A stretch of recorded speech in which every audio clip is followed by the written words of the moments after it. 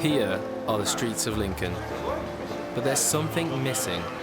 These streets were once home of an exciting project, one that is sorely missed by many. What are we talking about? The Barons Charter Trail. The trail was made up of 25 barons that led around the city of Lincoln in the celebration of the 800th anniversary of the Magna Carta. The 25 barons celebrated some of the most loved aspects of Lincoln, like the cathedral, the red arrows, and many more. The barons were sponsored by lots of companies, many of which were local, including the likes of Burton Road Chippy and the Lincoln Hotel. We spoke to two people who are passionately involved with one particular baron. My name is Rosie and I'm from Lincoln, and I'm an artist currently working and living in Lincoln. And I saw they were advertising for artists to paint these 25 statues of barons that were coming to Lincoln in the summer. This was about March time, for the anniversary of the Magna Carta, the 800th anniversary. And I thought, well, I'm going to submit as many as I can because that sounds amazing. Designing them, I did one a day for 3 days, and painting the actual statues, because I did two in the end, I had a month to do two. So it was one per 2 weeks, including drying time for the varnish, so it was flat out. When I saw the list of the sponsors for the barons, I noticed one was the university, and I thought, well, I went to the university, I graduated here in 2010. I really want to do something along the lines of a graduate baron from when I graduated here, so I wanted to include the building itself, a swan, the cathedral, the graduation cap. As far as the hotel was concerned, I actually had a meeting with them. We met beforehand and discussed lots of different ideas about what we would like the Baron to be like, what it would represent. But the strongest idea that kept coming to the front was the fact that obviously it's the 800th anniversary of Magna Carta in 2015 and the celebration for that, but also the hotel was celebrating its 50th anniversary. The hotel as it is now opened its doors in 1965. So we thought we wanted to do something that represented the 60s and the beginning of the Lincoln Hotel as it is now. And I thought, wow, a 60s baron, that could be really cool. And between us, we decided we wanted the military jacket and the John Lennon glasses and the long hair.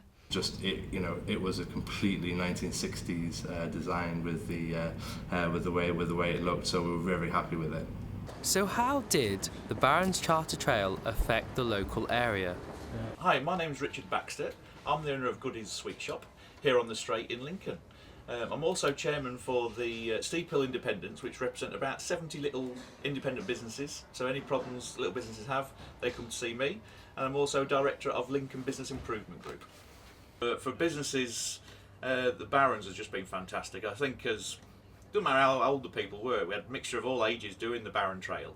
And personally, I think the Barons Trail was, don't like to say this for the castle, but I think the Barons Trail made Lincoln this year. Not, the castle helped and the cathedral helps, obviously, but the Baron Trail's been massive this year. I think this project for the summer of 2015 has been a huge inspiration to develop further ideas in the future, and it just showed how easily it was for different groups and businesses to come together and actually coordinate this project and actually achieve something that was very popular. I think the best thing about the Barons was the interactive part to it, where it got everyone together to do the trail. People explored parts of Lincoln they hadn't necessarily seen before. The power of the Barons, really, especially the Lincoln Barons. They're lovely. They really are good.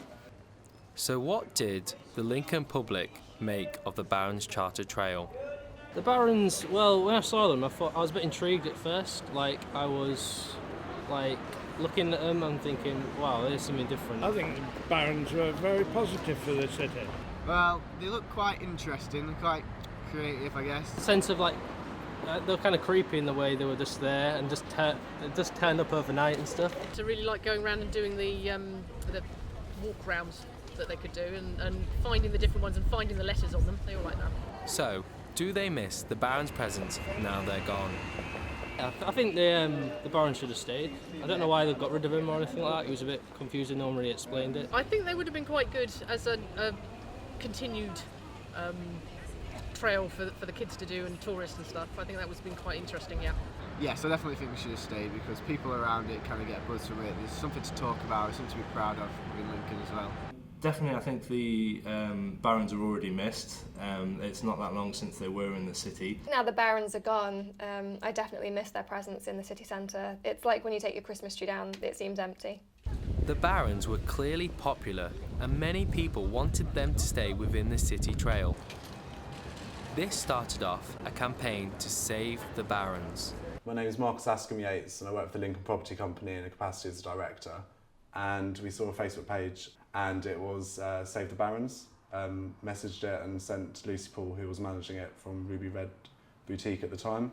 And we then took over management of it to try and monetise the campaign to hopefully raise enough money to buy a Baron or two.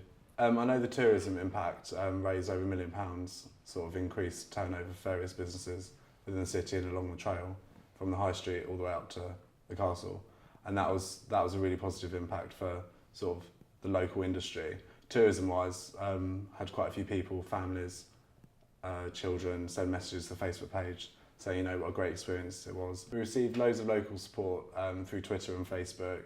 We even got emails and some posts, which is quite interesting. We had over 4,000 likes on our Facebook page, hundreds of shares, and the social reach was ridiculous, which is really positive for the purpose of the campaign.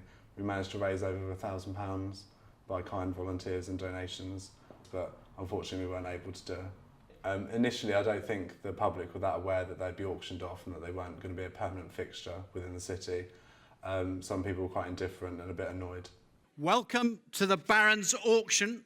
Let's bring up lot number 1, the Wildflower Statue Baron at £3,500. Are we all done? Sold. Thank you very much. £5,200. Sold. At £6,800. Sold. £10,000 once, £10,000 twice. The third time of asking at £10,000 and an enormous round of applause. What a way to finish. Sold! Thank you very much. The Barons were auctioned off to the sum of £167,000. So where did all the money go? It went to the Trussell Trust. My name's Jamie Stephenson. I am the coordinator of Lincoln Foodbank. My job is to basically make sure the whole operations of what we do are kept going on a daily basis, and we develop Foodbank and feed the most hungry people in our community. The Trussell Trust is a network of food banks that exists throughout the United Kingdom that works with different food banks locally.